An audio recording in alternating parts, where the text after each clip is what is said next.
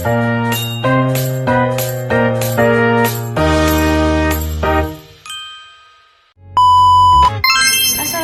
warahmatullahi wabarakatuh. Perkenalkan, nama saya Misha. Ini saya dari kelas 9K akan menjelaskan tentang ragam lingkungan alam dan masyarakat.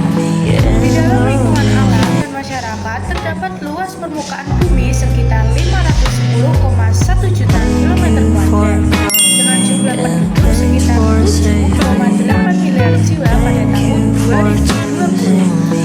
Namun, dari seluruh permukaan bumi hanya sekitar 1/8 bagian yang bisa dihuni manusia. Sebagian besar permukaan bumi berupa lautan, kurang lebih 3/4 bagian wilayah yang dapat dihuni. Manusia dibagi menjadi 5 benua utama. Yang pertama, benua Asia, yang kedua, benua Afrika, yang ketiga, benua Eropa, yang keempat, benua Amerika Utara dan Selatan, dan yang kelima, benua Australia.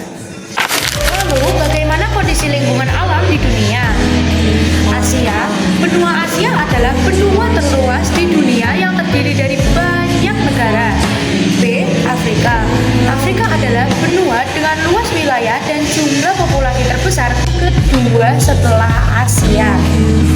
Amerika merupakan benua dengan luas yang besar dan membentang dari bagian utara hingga selatan bumi. Dan benua Eropa adalah sebuah semenanjung atau anak benua Asia. Australia atau Oceania, benua ini berbatasan langsung dengan Laut Timor dan Laut Arafuru atau Laut Indonesia di bagian utara. Kemudian B. Perkembangan kerjasama dunia. Bagaimana awal mula terjadinya interaksi dan kerjasama antar wilayah di dunia? Kerjasama antar daerah berasal dari peradaban manusia di lembah sungai yang subur seperti Eufrates, Indus, dan Huanghe yang berkembang pesat sekitar 2000 sampai 3000 SM.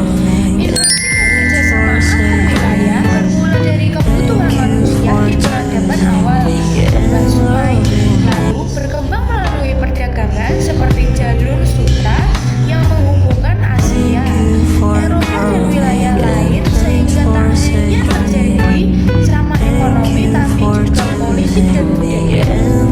Ini dia 4 profil beberapa lembaga kerja sama internasional. Yang pertama ASEAN, kedua Uni Eropa, ketiga PBB, dan yang keempat G20. Lalu yang terakhir ada tujuan pembangunan berkelanjutan atau Sustainable Development Goals. Apa itu tujuan pembangunan berkelanjutan?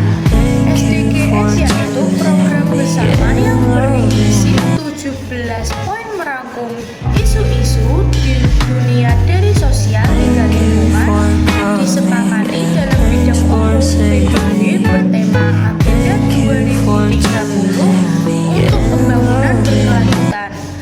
Program ini bertujuan agar seluruh poin dapat tercapai di tahun 2030 untuk menciptakan perubahan signifikan di seluruh dunia.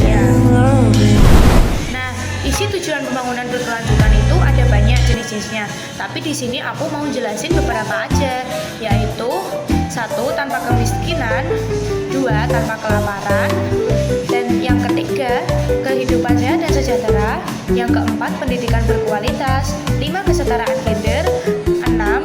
Energi bersih dan terjangkau, 7. Pekerjaan layak dan pertumbuhan ekonomi, 8.